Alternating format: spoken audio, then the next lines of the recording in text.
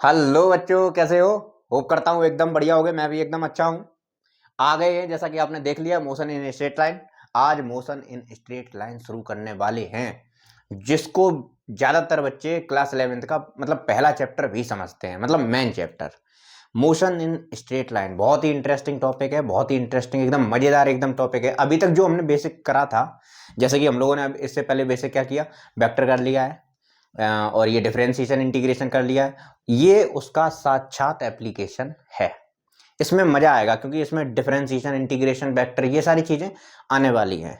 ठीक है, तो अगर आपको वेक्टर में कोई दिक्कत आ रही है तो पिछले वाले लेक्चर्स पे जाइए आप, वहाँ पे मैंने पूरी प्लेलिस्ट आपको अपलोड कर रखी है आपके लिए, वो आप देखिए जाके। और डिफरेंशिएशन इंटीग्रेशन की पूरी प्लेलिस्ट अपलोड कर रखी है, वो देखिए जाके। बेसिक मैथमेटिक्स भी चाहो तो देख सकते हो जाके वहाँ से। ठीक है, चलो आज शुरू करते हैं फिर। मोशन इन स्ट्रेट लाइन मतलब, जैसा कि नाम से ही समझ में आ रहा है कि मोशन, इसमें बेसिकली जो बात करेंगे वो सिर्फ और सिर्फ बात करेंगे एक स्ट्रेट लाइन पे मोशन की। मतलब स्ट्रेट लाइन पे मोशन के मतलब क्या है इनका? देखो, इनका कहने का मतलब ये है कि जैसे कि हमारे पास एक एक्सिस है एक्स एक्सिस, एक एक्सिस है वाई एक्सिस। ठीक, ये माइनस वाई, ये वाई एक्सिस और एक्स एक्सिस। ये कह रहे हैं कि हम सिर्फ और सिर्फ एक ही एक्सिस पे मोशन को, पहला चैप्टर है आपका मोशन इन स्ट्रेट लाइन, और दूसरा चैप्टर है मोशन इन 2D, यानी कि प्लेन का motion, motion in a plane. ठीक है, तो ये चैप्टर ये कहता है कि सिर्फ और सिर्फ एक ही लाइन पे इनको बात करनी है। मतलब एक ही एक्सिस पे जो भी आपका ऑब्जेक्ट यहाँ से मूव करना चालू करेगा, यहाँ तक जाएगा, वापस यहाँ तक आएगा, इस तरह से एक ही स्ट्रेट लाइन पे भागेंगे। चाहे वो लाइन ये वाली लाइन हो, ऐसे ऐसे भागते रहेंगे, या फिर वो वाली लाइन ये वाली लाइन हो, ऐसे ऐसे भागते रहेंगे। मोशन इन प्लेन उसका भी चलो बता देता हूँ, वैसे अगले चैप्टर में डिस्कस करेंगे, लेकिन यहाँ पे भी बता देता हूँ। मोशन इन प्लेन में क्या होता है कि दो डायमेंशन को लेके चलते हैं। जैसे कि एक्स एक्सिस, वहां पे क्या होता है कि आपने एक बॉल ली और उसको इधर से ऐसे फेंक दिया। अब इसको आप अगर गौर से देखो, इसको अगर आप गौर से देखो, तो ये बाई एक्सिस में भी ट्रेवल कर रही है। बाई एक्सिस में ऊपर की तरफ जा रही कि नहीं जा रही, और एक्स एक्सिस में यानी कि आगे की तरफ भी ट्रेवल कर रही है। अब इस बॉल की बात करें तो वो सिर्फ और सिर्फ एक्स एक्सिस पे, बाई एक्सिस में कहीं भाग रही है क्या? यानी कि बाई एक्सिस में जो बॉल सिर्फ एक लाइन पे यहां से यहां, यहां से यहां, यहां से यहां, ऐसे इस तरह से भाग रही हो, वो आपको बाई एक्सिस में भागती हुई दिखाई दे रही है क्या? नहीं, बाई उसका जीरो ही रहेगा। लेकिन ये वाली जो बॉल मैंने ऊपर की तरफ फेंकी, वो यहाँ पे आई, वो बेसिकली आपकी बाई में भी जा रही है और एक्स में भी जा रही है। तो होप करता हूं कि ये चीज आपको क्लियर हो गई होगी। ठीक है, तो देखो भाई, आगे आगे देखते हैं फिर क्या होता है। अब इससे पहले ये समझो कि सबसे बेसिक चीज की ये बेसिकली आता किस पोर्शन में है। ये फिजिक्स जो है ना, जो रेस्ट, मोशन, ये सारी चीजें जो पढ़ते हैं, ये फिजिक्स का एक पोर्शन है, क्लासिकल फिजिक्स का। क्लासिकल फिजिक्स का ये एक पोर्शन है जिसको हम लोग कहते हैं मैकेनिक्स। क्या कहते हैं? मैकेनिक्स।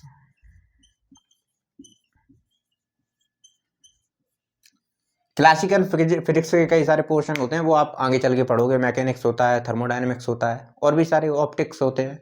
ये सारी चीजें जो होती है ना, क्लासिकल फिजिक्स के अंतर्गत आती हैं। दो तरह की फिजिक्स होती है, क्लासिकल फिजिक्स, ये तो आपके खैर उस चीज से, और मॉडर्न फिजिक्स। मॉडर्न फिजिक्स में हम लोग क्वांटम थ्योरी, ये सारी चीजें पढ़ते हैं। और यहाँ पे बेसिकली क्लासिकल फिजिक्स में हम लोग वो चीजें पढ़ेंगे जो 11th क्लास में हम लोग, 11th और 12th में क्लासिकल फिजिक्स को हम थोड़ा थोड़ा ऊपर ऊपर से देखेंगे। ठीक है, और ये कंसेप्ट काफ़ी डीप होते हैं, वो आपके कॉलेजेस में जाके फर्दर स्टडी करते हो तब चीज़ें आगे और दिखाई देती हैं। ठीक है, तो मैकेनिक्स ये बेसिकली करता क्या है? इट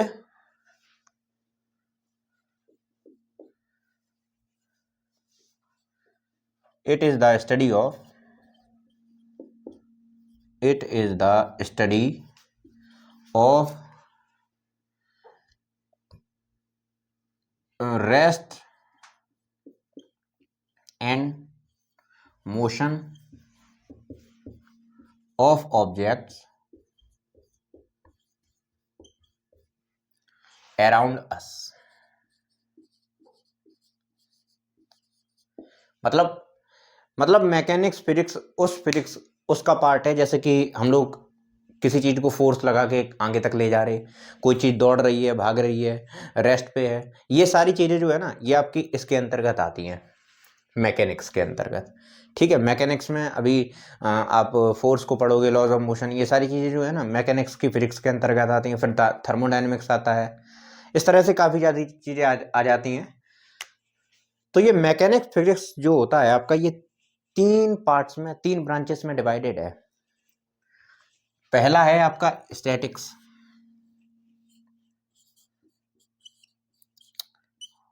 स्टैटिक्स नाम से ही समझ में आ गया होगा, चीजें जो हैं स्टैटिक रहेंगी, यानी कि रेस्ट की बात करेगा। Deals with objects at rest और इक्विलिब्रियम। ये इक्विलिब्रियम थोड़ी सी आगे की बात आ गई, लेकिन कोई बात नहीं, अभी समझा देता हूं। देखो, कोई भी ऑब्जेक्ट जो है वो आपका 2 तरह से रेस्ट पे रह सकता है। एक तो उस पर कोई फोर्स ना लग रहा हो, जैसे कि मान लो कोई ऑब्जेक्ट आपका यहां पे रखा हुआ है, ना इस पे ग्रेविटी काम कर रहा है, ना मैं कोई अपनी तरफ से फोर्स लगा रहा हूं। जैसे आप कोई बुक रख के चले जाओ, ठीक है, आप मान लो अपने पुराने वाले घर से नए वाले घर में शिफ्ट होने वाले हो, और आपने क्या किया कि पुराना वाले घर पे जो टेबल रखी हुई थी, वो टेबल वहीं पे कमरे में रखी थी। आप 2 साल बाद वहां पे वापस जाओगे, 2 साल बाद आप वहां पे वापस जाओगे, तो ये बताओ जरा, टेबल क्या ऐसा होगा कि एक कमरे से आपको दूसरे कमरे में मिलेगी? ऐसा नहीं होगा ना, जगह चेंज नहीं करेगी। हाँ, ऐसा हो सकता है चूहे वगैरह आ जाए तो वो उसके साथ कुछ, समझ रहे हो क्या? तो इतनी सी ही चीज हो सकती है, पर ये कहो कि अगर उस पर कोई एक्सटर्नल फोर्स नहीं लग रहा है, यानी कि चूहे वगैरह से उसको अलग कर रखा है, तो वो अपनी जगह को चेंज नहीं करेगी, यानी कि वो बॉडी जब तक आप उस पर फोर्स नहीं लगाओगे वो रेस्ट पे ही रहेगी। यानी कि जब तक इस पे कोई फोर्स नहीं लगेगा तब तक ये रेस्ट पे रहेगी। और दूसरा तरीका इसको रेस्ट पे करने का क्या है, इस पे फोर्स नहीं लगा रहे, और दूसरा तरीका इसको रेस्ट पे करने का है कि हम ऊपर जो इधर से, जैसे कि इधर से 10 न्यूटन फोर्स लगा रहे, तो हमने 10 न्यूटन का फोर्स इधर से भी लगाना चालू कर दिया, ठीक। और नीचे तो धरती लगा ही रही है नॉर्मल फोर्स, मान लो धरती नहीं है नीचे, नीचे से भी हम 10 न्यूटन फोर्स लगा रहे, और ऊपर से भी हम 10 न्यूटन फोर्स लगा रहे। अब इस कंडीशन में हो क्या रहा है कि बॉडी पे भले ही फोर्स लग रहे हो, अलग अलग फोर्सेस लग रहे हैं, लेकिन ये तब भी रेस्ट पे रहेगी। क्यों रेस्ट पे रहेगी? क्योंकि नेट फोर्स जो है, जिसे हम लोग एफ नेट कहते हैं, वो आपका 0 निकल के आएगा। ये आगे की बात है, मैं पहले ही बता दूं, जब आप फोर्सेस की स्टडी करते हो तब इसको अच्छे से, लेकिन यहाँ पे बता दिया, थोड़ा शब्द आ गया, कंफ्यूजन ना हो इसके लिए, ठीक है। तो 10 न्यूटन का इधर लग रहा ना, बॉडी इधर पे जाएगी। अच्छा, वेक्टर में ये चीज तो आपने पढ़ ली है, वेक्टर अगर आपने पढ़ा है तो फिर बेसिकली उसमें क्या पढ़ाया था कि नेट फोर्स बेसिकली जो 180 डिग्री पे लगते हैं, 180 डिग्री पे जो फोर्सेस लगते हैं, तो F1 अगर 180 डिग्री पे फोर्सेस लग रहे हैं, जैसे कि ये फोर्सेस अगर आप देखें तो 180 डिग्री पे ही लग रहे हैं, तो 180 डिग्री पे F1 माइनस F2 हो जाएगा, इज इक्वल टू जो भी F रिजल्टेंट निकल के आएगा, ठीक। तो F रिजल्टेंट बताओ वही कितना निकल के आएगा, F1 minus F2, 10 minus 10 is equal to 0। ये तो बेसिक ऑब्वियस सी बात है कि 10 न्यूटन इधर से लग रहा है, 10 न्यूटन इधर से लग रहा है, तो नेट फोर्स तो कुछ होगा ही नहीं, क्योंकि 10 न्यूटन ये भी लगा रहा है। जैसे आपका दोस्त और आप एक टेबल को खींचने में लग जाओ, ठीक है, आप इधर से 10 न्यूटन, जितनी ताकत से आप इधर से खींच रहे हो, आपका दोस्त उस तरफ से उतनी ताकत से वो भी खींच रहा है, तो कहीं भी जो है ना बॉडी जाएगी नहीं, वहीं रेस्ट पे ही रहेगी। ऊपर से भी 10 न्यूटन का लग रहा है, नीचे से भी 10 न्यूटन का लग रहा है, तो बॉडी आपकी ओवरऑल रेस्ट पे रहेगी। तो बॉडी पे को रेस्ट पे रखने के 2 तरीके हैं, या तो पूरी तरह से क्या करो, पूरी तरह से उस पर कोई फोर्स ही मत लगाओ, अगर फोर्स लगा रहे हो तो कुछ इस तरह से लगाओ कि वो नेट फोर्स उसका 0 रहना चाहिए, ठीक है। ठीक है, स्टैटिक्स। फिर आता है आपका काइनेमेटिक्स। काइनेमेटिक्स, काइनेमेटिक्स क्या करता है भाई, यहां पे आप जो है ना रेस्ट की बात कर रहे थे कि बॉडी आपकी रेस्ट या इक्विलिब्रियम पे रहनी चाहिए, यहां पे deals with motion of object without considering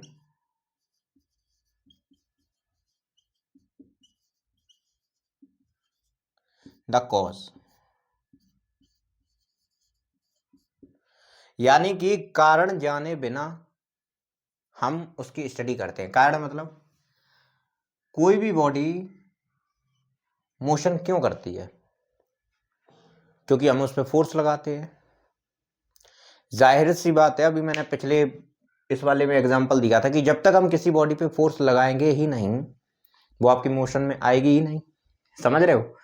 तो फिर ये बेसिकली काइनेमेटिक्स वो डिपार्टमेंट है जो आपका मोशन की तो बात करता है, लेकिन हम फोर्स लगा रहे हैं उसकी बात नहीं करता है। यानी कि इसमें बेसिकली ऐसे इसमें जो बातें आएंगी वो स्पीड की बात होगी, ठीक, वेलोसिटी की बात होगी,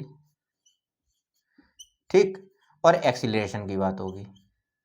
अब ये चीज़ें वो चीज़ें हैं जिसमें आपको फोर्स यानी कि कॉज ऑफ मोशन बताने की जरूरत नहीं है। अगर आपको एक्सीलरेशन निकालना है तो v final minus v initial upon time, formula पता होगा, ठीक है। और वेलोसिटी अगर निकालना है तो फिर क्या, इन सब के फॉर्मूले में कहीं फोर्स का जिक्र नहीं हो रहा है। तो ये वाली जो मैकेनिक्स का पार्ट है काइनेमेटिक्स, इसमें हम लोग फोर्स की बात नहीं करते हैं। अब एक आखिरी बचता है, उसको कहते हैं डायनेमिक्स।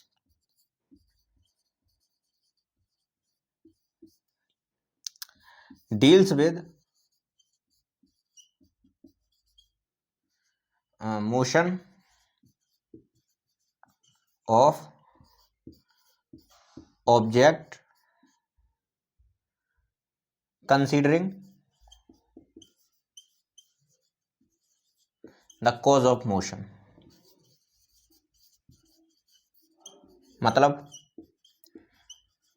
इसमें हम लोग कंसीडर करते हैं कॉज ऑफ मोशन क्या है। जैसे कि इसमें हम लोग बात करेंगे फोर्स की,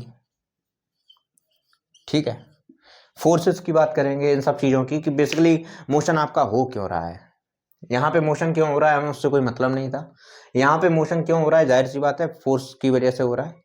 तो वो सब चीज़ों की जो स्टडी करते हैं वो इस वाले डिपार्टमेंट में करते हैं। कुछ अलग से बेसिकली बताया नहीं जाएगा कि डायनेमिक्स क्या होता है, मैकेनिक्स क्या होता है। बस ये है कि इस चैप्टर की स्टार्टिंग में थोड़ा सा इंट्रोडक्शन ये देना पड़ता है। आप भी नोट कर लो भाई, इसे नोट कर लो जल्दी से। देखो, रेस्ट ऑफ मोशन की बात तो हम बहुत कर रहे हैं, हम कह रहे हैं कोई ऑब्जेक्ट रेस्ट पे है, मोशन पे है। तो ये बात को समझो कि जरा कोई ऑब्जेक्ट अगर आपका रेस्ट पे है तो वो क्या सच में आपका रेस्ट पे है? जरा दिमाग लगाइए कि आपने अगर एक बुक को टेबल पे रख दिया तो क्या आप उसे रेस्ट पे कह सकते हो?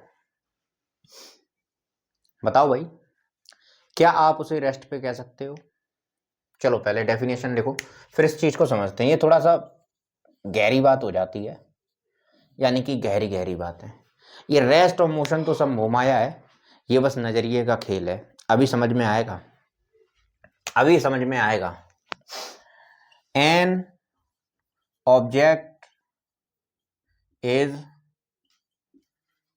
said to be at rest. An object is said to be at rest when it does not change its position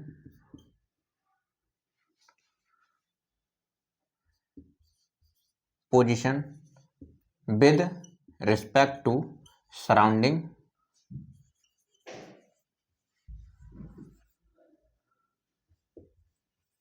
with time, with the change in time। ये क्या कहना चाहती है डेफिनेशन, इस बात का समझो। मतलब मैंने कहा है कि an object is said to be rest when it does not change its position with respect to surrounding, मतलब with the change in time. ठीक है, जैसे आपने अपनी बुक को टेबल पे रख दिया, ठीक, बुक को टेबल पे रख दिया। आप 1 घंटे तक बैठे रहे, देखते रहे बुक को कि भाई ये रेस्ट पे है या मोशन पे है, चेक करते रहे, आपने कहा कि हाँ 1 घंटे तक बुक ने अपनी पोजीशन को चेंज नहीं किया, ठीक, यानी कि वो बुक जो थी आपकी क्या थी, रेस्ट पे थी। मान लो ये आपके पास टेबल है, ये है पूरी धरती हमारी गोल है, और यहाँ पे एक रखी है टेबल, और उसके ऊपर आपने कोई ऑब्जेक्ट रख दिया, मान लो बॉल रख दी, ठीक, ये आपकी बॉल है, और यहाँ पे आप खड़े हो नन्हे मुन्ने, और ये आप खड़े हो, इतना बुरा नहीं हूँ सर मैं, मेरी तो बॉडी है, बहुत अच्छी बॉडी है, कोई बात नहीं, अभी बस एज्यूम कर लो कि ये आप खड़े हो, ठीक है।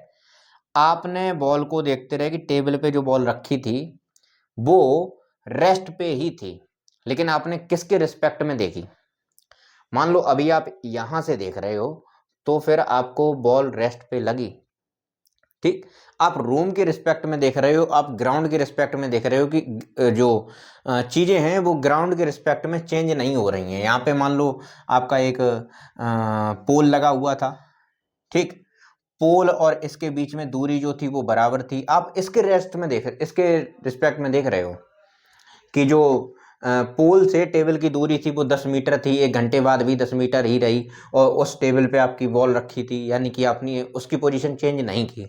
अब मान लो आप फ्यूचर में बन गए एस्ट्रोनॉट, ठीक, और आप गए स्पेस में बाकायदा सूट वूट पहन के एकदम बढ़िया मस्त, ठीक, सूट वूट पहन के जब आप स्पेस में गए आराम से अपना जो है ना रॉकेट में बैठ के, आई एम सॉरी मैं ऐसे ही रॉकेट बनाऊंगा, ठीक है, रॉकेट में बैठ के जब आप ऊपर से गए तो आपने जब उसको देखा स्पेस में जाके, जब आपने उसको देखा बॉल को, तो अब आपने क्या देखा कि ये रहा सूर्य, सूर्य तो बड़ा होता है, ये रहा सूर्य, और धरती क्या है उसके आसपास चक्कर लगा रही है, सूर्य के आसपास धरती क्या है, चक्कर लगा रही है, इस तरह से इसके आसपास चक्कर लगा रही, ठीक है, बात को समझ रहे हो, धरती सूर्य के आसपास इस तरह से dim dim dim dim dim चक्कर लगा रही है। तो आपने स्पेस में देखा जाके कि अरे भैया हमारी धरती जो है ना वही रेस्ट पे नहीं है, धरती जो है वही रेस्ट पे नहीं है, तो फिर आपका ऑब्जेक्ट रेस्ट पे कैसे हो सकता है, यानी कि धरती के साथ साथ ये आपकी बॉल भी तो मोशन में है। जब आप ग्राउंड पे थे तो आपने देखा कि आपकी बॉल रेस्ट पे है, उसी बॉल को आपने स्पेस में जाके देखा तो आपने कहा कि नहीं भैया रेस्ट पे नहीं है, स्पेस में जाके आपने कहा कि क्या है, मोशन में है, ठीक। जब आप यहां पे खड़े थे तो आपने क्या कहा कि ऑब्जेक्ट जो है वो रेस्ट पे है, किस पे है, रेस्ट पे है, तो किसकी बात सही है, आप जब छोटे थे, बच्चे थे, नन्हे मुन्ने राही थे तब की बात सही है, या फिर जब आप स्पेस में पहुंच गए तब की बात सही है, दोनों बातें सही हैं। इसीलिए मैंने कहा था कि कोई भी ऑब्जेक्ट हो आपका, उसको हम प्रॉपरली रेस्ट पे या मोशन में कह ही नहीं सकते, सब फ्रेम ऑफ रेफरेंस का खेल है, किसका, फ्रेम ऑफ रेफरेंस, ठीक। तो ना इनकी बात गलत है ना इनकी बात गलत है, दोनों की ही बात सही है, बस ये जो थे ना ये ग्राउंड के रिस्पेक्ट में देख रहे थे, अब ये अपना सोलर सिस्टम के रिस्पेक्ट में देख रहे, ये देख रहे कि धरती भी हमारी घूम रही है तो हम उसको रेस्ट पे नहीं कह सकते, ये कह रहे कि ग्राउंड के रिस्पेक्ट में टेबल हमारी कहीं भाग नहीं रही है तो हमने इसको कह दिया कि नहीं भैया ये रेस्ट पे, सब फ्रेम ऑफ रेफरेंस का खेल है, इनके हिसाब से वो रेस्ट पे। अब अच्छा एक एग्जांपल और लेते हैं, मान लो आपने एक दिन प्लान किया कार में घूमने का दोस्तों के साथ, ठीक, दोस्तों के साथ कार में घूमने का प्लान किया, कार में बैठे थे, आप बैठे थे, प्लीज़ मेरी ड्राइंग बहुत ख़राब है, कोई टिप्पणी नहीं, कमेंट सेक्शन में कोई टिप्पणी नहीं, ठीक है, आप बैठे थे, आपका दोस्त बैठा था, ठीक है, और यहाँ पे थोड़ी दूर पे ग्राउंड में बेसिकली आपका एक और फ्रेंड था या कोई रैंडम बंदा था, आपने अपने दोस्त को देखा, दोस्त ने आपको देखा, दोनों ने एक दूसरे से कहा तुम मेरे रिस्पेक्ट में उस पे हो, रेस्ट पे। किस पे हो? रेस्ट पे। क्योंकि दोस्त के हिसाब से ये जो अंदर कार में बैठे हुए हैं, अंदर जो कार में बैठे हैं, जैसे मान लो इनका नाम चुन्नू है, इनका नाम मुन्नू है, ठीक। तो चुन्नू मुन्नू आपके गाड़ी में बैठे हुए थे। चुन्नू ने मुन्नू से कहा कि भाई चलो एक काम करते हैं, आप रेस्ट और मोशन पढ़ते हैं। तो उन्होंने कहा आप मेरे हिसाब से रेस्ट पे नहीं हो, और मुन्नू ने चुन्नू से कहा कि आप भी मेरे हिसाब से रेस्ट पे हो। लेकिन जैसे ही बाहर वाले बंदे ने इनको देखा तो वो क्या देखेगा कि गाड़ी जो है ना आपकी 40 की रफ्तार पे भज रही है। गाड़ी जो है आपकी 40 की रफ्तार पे रनिंग पे है, 40 किलोमीटर पर सेकंड नहीं भैया, ये तो ज़्यादा ही कुछ हो गया, 40 किलोमीटर पर आवर पे आपकी भाग रही है। तो गाड़ी आगे की तरफ जाएगी। आपने इसको देखा, आपने कहा कि गाड़ी जो है ना वो आपकी मोशन में है। तो इनके हिसाब से चुन्नू और मुन्नू किस पे हैं? चुन्नू और मुन्नू किस में है? मोशन में। इनके हिसाब से ये क्या कह रहे? मोशन में है।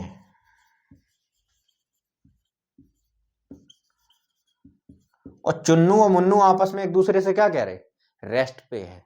समझ रहे हो? ये जो कह रहे हैं, ये कह रहे हैं कि ये दोनों लोग जो हैं ये मोशन में है, और ये आपस में एक दूसरे को देख रहे हैं, ये कह रहे हैं कि रेस्ट पे हैं। ठीक है। जब इन लोगों ने अभी बाहर देखा, इन्होंने जब बाहर देखा, इन्होंने चुन्नू को देखा एक तरफ से, तो उन्होंने कहा नहीं यार रेस्ट पे बैठे हुए हैं। लेकिन जैसे ही उन्होंने इस बंदे को देखा, बाहर वाले को, ये इनका नाम टन्नू रख देते हैं, ठीक है, टन्नू। चुन्नू मुन्नू ने टन्नू को देखा तो इन्होंने क्या कहा कि अरे यार हम तो मोशन में हैं। क्यों मोशन में है? क्योंकि इनके रिस्पेक्ट में बेसिकली गाड़ी आगे की तरफ जा रही थी। तो उन्होंने कहा कि अब हम आगे की तरफ जा रहे हैं, यानी कि हम लोग किस पे हैं? मोशन में है। अच्छा, ऐसा कभी करते नहीं आप? कभी ट्रेन में आपने देखा हो और आप कभी बाहर से बाहर देखो, तो भले ही आपकी ट्रेन चल रही हो, जैसे आपने अब अगर कभी ऐसा आपके साथ हुआ हो, ट्रेन में सफ़र कर रहे हैं, तो जैसे आप ट्रेन के अंदर बैठे हुए हैं और अचानक से आपकी ट्रेन चलने लगे, आपको पता ना चले कि आपकी ट्रेन चलने लगी है, तो बाहर जो ट्रेन खड़ी होती है, आपको ऐसा देखने में लगता है, वो भले ही रेस्ट पे खड़ी हो, तब भी आपको ऐसा देखने में लगता है कि जो है बाहर वाली ट्रेन जो है, दूसरी ट्रेन जो है जिसमें आप नहीं बैठे हो, वो चल रही है, आपकी ट्रेन नहीं चल रही है। ये कभी आपको ऐसा हुआ है? ये ऐसा इसलिए होता है क्योंकि हम हमेशा अपने आप को किस पे? रेस्ट पे देखना चाहते हैं। हम ये सोचते हैं कि हम रेस्ट पे हैं, बाकी सारी चीज़ें वो मोशन में है, भले ही आप उस टाइम पे मोशन में हो। तो ये सब जो रेस्ट और मोशन, ये सारी चीज़ें जो है ना, ये सब समय का खेल है, सब आपका फ्रेम ऑफ रेफरेंस का खेल है। इसमें कोई कुछ नहीं कह सकता। एब्सोल्युटली रेस्ट पे कोई ऑब्जेक्ट हो ही नहीं सकता। इसको बिगाड़ दें, इसको बिगाड़ दें। अगर आपको नोट करना है, वैसे इसमें कुछ समझ में तो नहीं आएगा नोट करने लायक, लेकिन तब भी आप अगर इसे नोट करना चाहो तो कर लो, ठीक है।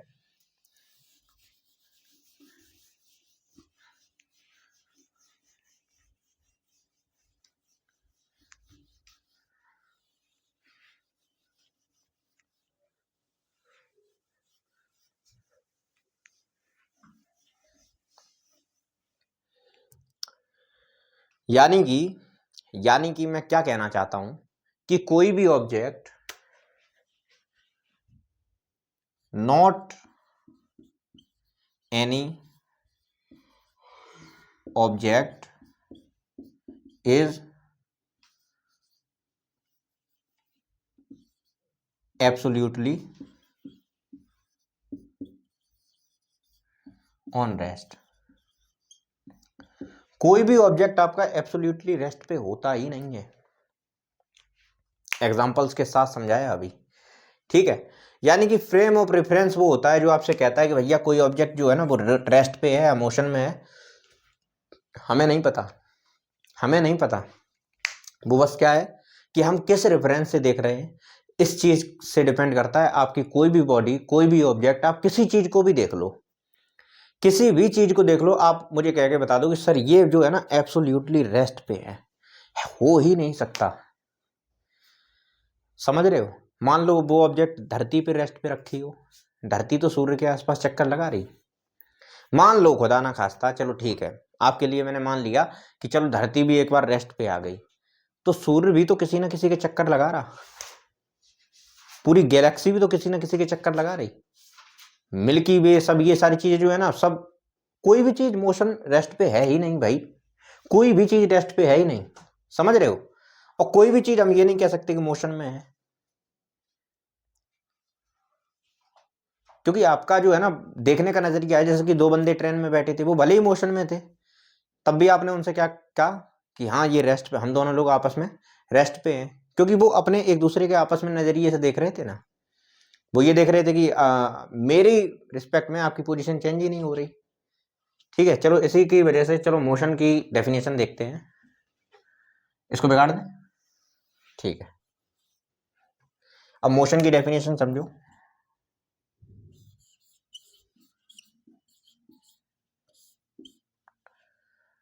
An object is said to be in motion when it changes its position with respect to surrounding,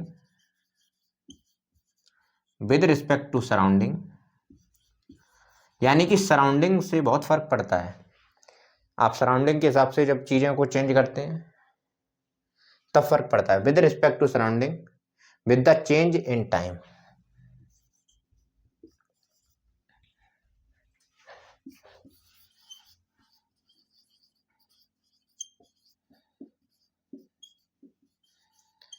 ठीक, with the change in time, समझ गए। चलो इसे नोट कर लो भाई, नोट कर लो, कर लिया, बिगाड़ दें, नोट कर लो भाई, ले लिया स्क्रीनशॉट। ठीक है, बिगाड़ते हैं। अच्छा, इसमें एक छोटा सा कंसेप्ट और है, वो भी समझो। अभी आगे कई सारी चीजें आएंगी, पॉइंट ऑब्जेक्ट, जैसे हम लोग कहेंगे पॉइंट ऑब्जेक्ट, तो आप उसमें कंफ्यूज मत होना, पॉइंट ऑब्जेक्ट किसे कहते हैं वो समझो।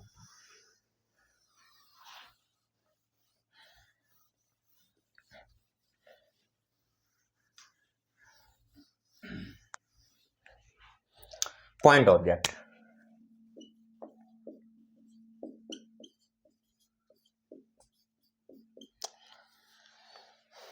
पॉइंट ऑब्जेक्ट किसे कहते हैं, होता क्या है पॉइंट ऑब्जेक्ट।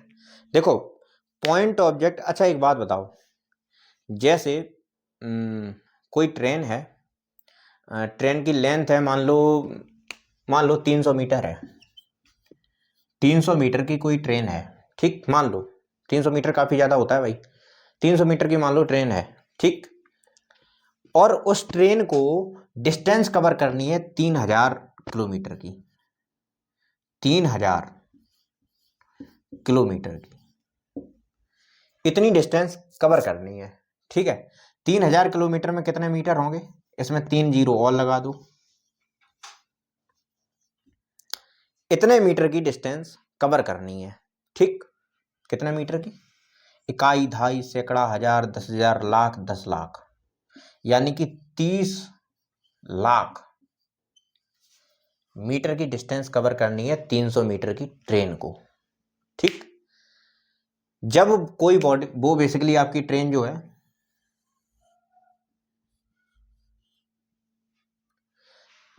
जब आप इसको इसके रिस्पेक्ट में देखोगे तो ये आपको पॉइंट ऑब्जेक्ट दिखाई देगा कि नहीं देगा। ये कुछ इसी तरह से है कि आप मान लो किसी के साथ आप सब्जी मंडी गए, आपको अपना बिजनेस स्टार्ट करना है, ठीक है। मान लो ये जो मार्केट होता है इसमें जो है सुपर मार्केट में अपना फ्रूट्स वगैरह सेलिंग करना है, ठीक है, इसका आपको बिजनेस स्टार्ट करना है। तो उसमें होता क्या है कि आपने कई सारी चीज़ें, जैसे आपको बहुत बड़ी क्वांटिटी में फ्रूट्स लेने होते हैं, जैसे मान लो आपने ऐसा 50 किलो सेब, एप्पल्स और 30 किलो बनानास, इस तरह से चीज़ें जो है ना लेनी स्टार्ट कर दी। अब उसमें से मान लो उसमें से 1 या 1.5 सेब आपका खराब निकल जाता है, तो आप उसको कंसीडर करोगे क्या। आप उनसे ये कहोगे कि जैसे आप मान लो आपकी डीलिंग हुई 1 लाख रुपए की, 1 लाख रुपीज, 1 लाख रुपए की डील हुई, आपने कहा कि 1 लाख का आपने पूरी क्वांटिटी जो खरीदी है वो 1 लाख रुपए की हुई। अब मान लो किसी कारणवश, किसी भी कारणवश आपके अकाउंट में जो है ना 1 लाख तो नहीं है, लेकिन 1 लाख में से 10 रुपए कम है, यानी कि 99,990 रुपए हैं। ठीक, मान लो आपने चेक नहीं कर पाया है, कोई भी कारण रहा हो, 99,990 रुपए हैं। ठीक, तो आपने उनसे कहा कि देखो भाई मेरे पास 99,990 रुपीज हैं। तो आपने उनसे कहा कि देखो भाई मेरे पास इतने रुपए हैं, 10 रुपए मेरे में से कम है। तो वो क्या 10 रुपए के लिए आपसे डील तोड़ देगा? बताओ भाई, 10 रुपए के लिए डील तोड़ दे? अरे भाई 1 लाख की डील है, वो कहेगा कोई दिक्कत नहीं भाई, 10 ही रुपए तो है, कोई दिक्कत नहीं, 1 लाख की डील हो गई। अब 1 लाख में उसका काफी प्रॉफिट हो गया होगा, अब वो 10 रुपए के लिए डील तो नहीं तोड़ेगा ना। बात को समझ रहे हो? अब इसी की जगह पे आप 50 रुपए या 60 रुपए का टूथपेस्ट लेने जाओ। ठीक, आप दुकान से टूथपेस्ट लेने गए 60 रुपए का। ठीक, अब इसमें से आपके पास 10 रुपए कम है, यानी कि आपके पास सिर्फ 50 रुपए हैं। अब आपने शॉपकीपर से कहा कि भैया मेरे पास 10 रुपए कम है। ठीक है, 10 रुपए मेरे पास कम है, क्या आप 50 से कम चला लोगे? तो क्या शॉपकीपर आपको 60 रुपए की चीज 50 रुपए में देगी? हाँ, वो बात अलग है, आपका उसके साथ संबंध अच्छा है, व्यवहार अच्छा है, तो आपको वो हो सकता है इस चीज को। लेकिन आप मान लो एक रैंडम केस होता है कि कहीं भी हम एक रैंडम शॉप पे चले गए, तो किसी भी कीमत पे वो आपको 60 रुपए की चीज 50 रुपए में नहीं देगा। मेरी बात को समझ रहे हो? 60 रुपए की चीज वो आपको 50 रुपए में नहीं देगा, क्योंकि उसका खुद का फायदा इसमें 5 रुपए का होगा। मान लो उसको खुद को ये प्रोडक्ट जो है 55 रुपए का पड़ेगा, आप 50 रुपए का उससे कह रहे हो, 50 तो छोड़ो, वो आपको 55 में भी नहीं देगा। अगर कोई रैंडम शॉपकीपर है तो वो आपको 55 में भी नहीं देगा। समझ रहे हो? क्योंकि ये जो है ना, ये इसके रिस्पेक्ट में जो ये बहुत करीब करीब है। लेकिन इनकी बात करें तो इनके हिसाब से 10 रुपए बहुत, 1 लाख के हिसाब से 10 रुपए बहुत छोटी कीमत है, बहुत छोटी कीमत है। उसी हिसाब से अगर हम 300 मीटर, उसी के तरीके से अगर हम देखें कि अगर इसको 30 लाख मीटर की डिस्टेंस कवर करनी है, अगर ट्रेन को 30 लाख मीटर की डिस्टेंस कवर करनी है, तो 300 मीटर हम लेंथ की, जो ट्रेन की लेंथ और वाइड्थ होती है उसको कंसीडर नहीं करते।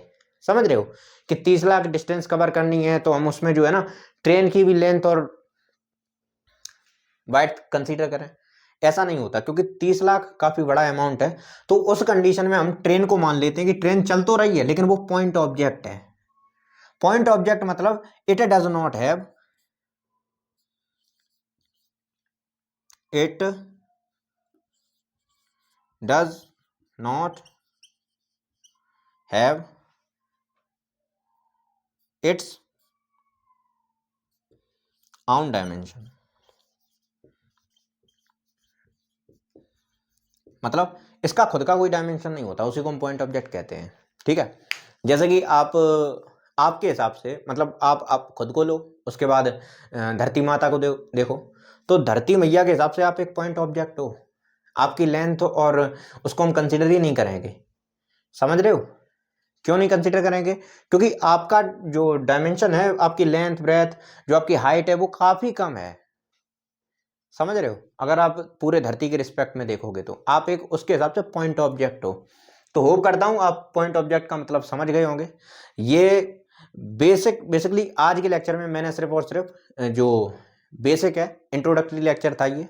इसमें अब अगले लेक्चर में हम लोग लेके आएंगे डिस्टेंस, डिस्प्लेसमेंट, ये सारी चीजें जो है ना न्यूमेरिकल्स के साथ, इन सब चीज़ों को आगे डिस्कस करेंगे।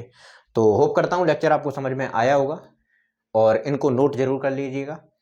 ठीक है, पढ़ाई करते रहो। Best of luck.